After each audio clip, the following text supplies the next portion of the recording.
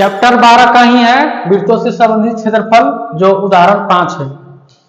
आकृति में छायांकित क्षेत्र का क्षेत्रफल ज्ञात कीजिए, जहां एबीसीडी भुजा 14 सेंटीमीटर का एक वर्ग है। तो एबीसीडी यहां दिया हुआ है, जो एक वर्ग है।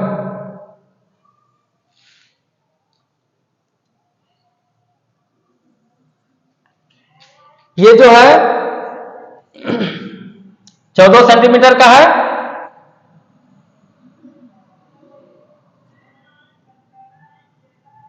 वर्ग की भुजा है 14 सेंटीमीटर, और ये फिगर है एबीसीडी।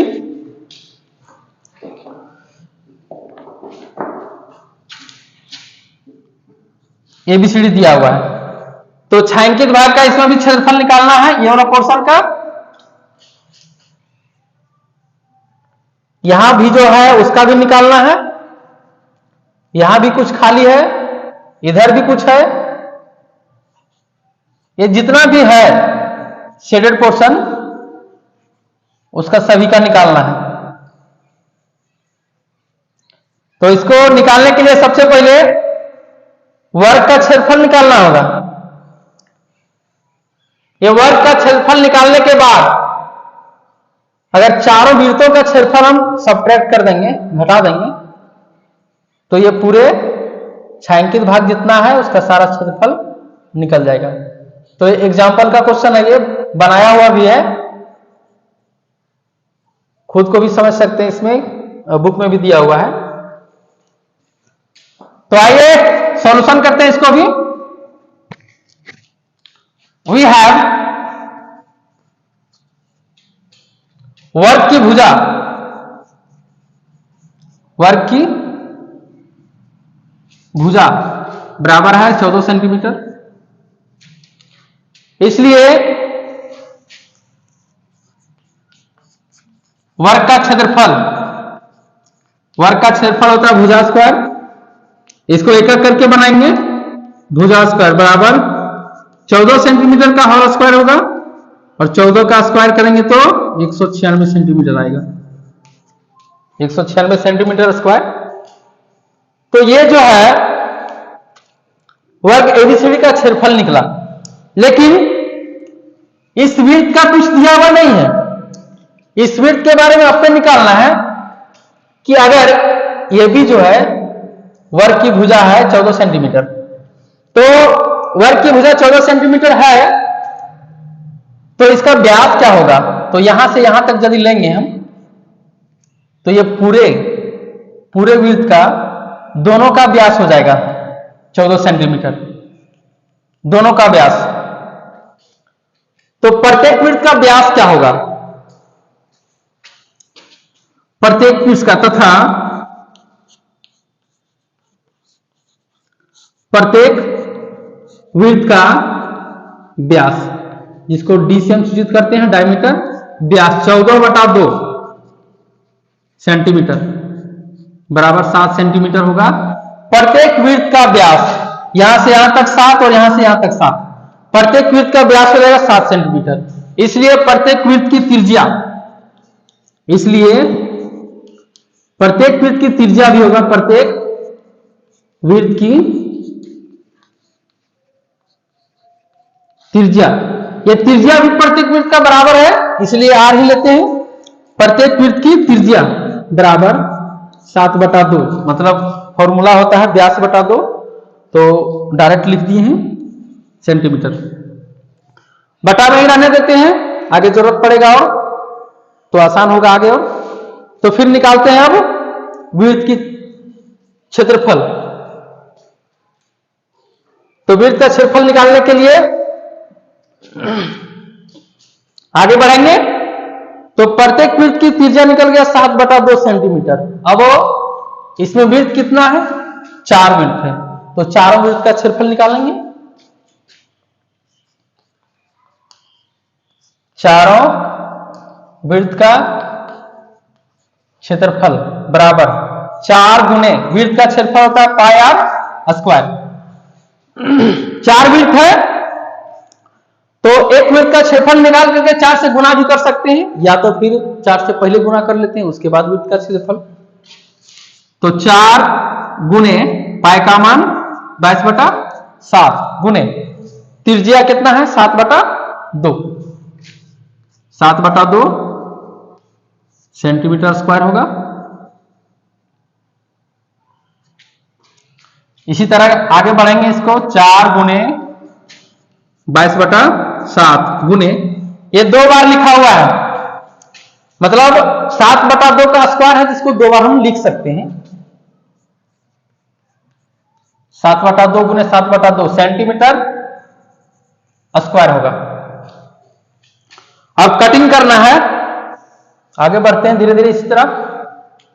तो कटिंग करेंगे, ये 7 और ये 7 कैंसिल, उसके बाद 2 2 4 होगा क्योंकि ये गुना में है, 2 दूना 4 और 4 कट गया। बाकी जो बच गया है 22 गुने 7 centimetre square, 22 Satti 154 centimetre square, 154 centimetre square. अब हम निकालेंगे छायांकित भाग का क्षेत्रफल। तो छायांकित भाग का क्षेत्रफल निकालने के लिए क्या करना होगा, वर्ग की क्षेत्रफल में से, वर्ग का क्षेत्रफल में से चारों वृत्त का क्षेत्रफल को घटाना होगा तभी निकलेगा। तो आइए इसको भी निकाल लेते हैं।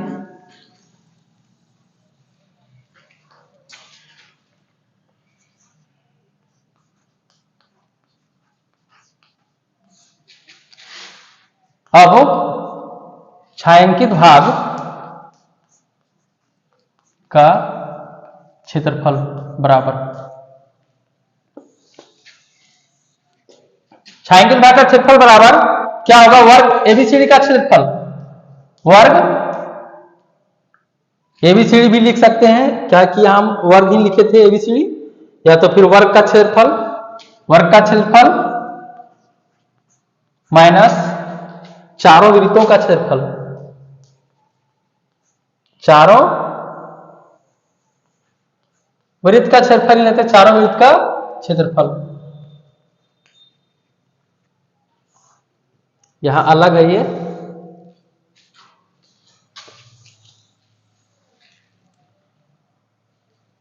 तो वर्ग का क्षेत्रफल है 196 सेंटीमीटर स्क्वायर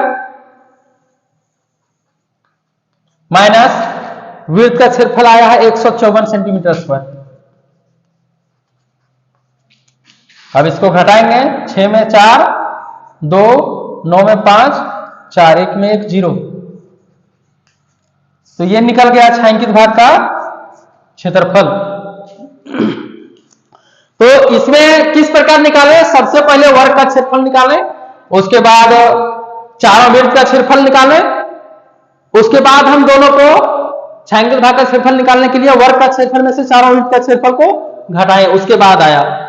अन्यथा इस तरह अलग अलग निकाले हैं, अगर हम एक साथ निकालेंगे तो एक साथ निकालेंगे तो क्या करना होगा, वर्ग की भुजा जो है उसको लिखना होगा, फिर त्रिज्या जो निकलेगा प्रत्येक वृत्त का उसको लिखना होगा, उसके बाद हम साथे काम कर सकते हैं। तो डायरेक्ट लिखेंगे छायांकित भाग का क्षेत्रफल बराबर वर्ग का क्षेत्रफल माइनस चारों वृत्त का क्षेत्रफल। तो यही दोनों को साथे लाना है काम करते हुए, उसके बाद लास्ट में सबट्रैक्ट करना है तो निकल जाएगा छायांकित भाग का क्षेत्रफल। तो उस तरह भी निकाल सकते हैं या तो फिर अलग अलग करके, तो दोनों तरफ से आसान ही है। तो ये भी क्वेश्चन पूछा गया है, ये भी इंपॉर्टेंट ही है, एग्जाम्पल का है, एग्जाम्पल से भी कभी कभी क्वेश्चन पूछ दिया जाता है। तो बुक में भी ये बनाया हुआ है तो वहां से भी समझ सकते हैं, या तो फिर इससे भी। बहुत वेरी इंटरेस्टिंग क्वेश्चन है, आसान भी है, तो समझ गए होंगे आप लोग। तो धन्यवाद, इसके लिए एक लाइक, और चैनल में न्यू है तो सब्सक्राइब कर लीजिएगा। इसी प्रकार से और आगे चैप्टर का भी सॉल्यूशन मिलते रहेगा, देते रहेंगे। अभी तक शुरू से तो यहां तक पहुंच चुके हैं, बीच में छूटा हुआ एक त्रिभुज जो चैप्टर 6 में है वो छूटा हुआ, बाकी तो शुरू से यहां तक पहुंच चुके हैं। आगे फिर मिलेगा क्षेत्रफल जो है 3D से जो हम लोग रिलेटेड है, 13 चैप्टर का जो है उससे काम करेंगे। फिर ठोस आकारों का जो चित्रण है उसका क्षेत्रफल, उसके बाद फिर जाएंगे क्षेत्रफल और आयतन दोनों है उसमें, उससे भी क्वेश्चन पूछा जाता है 5 नंबर का।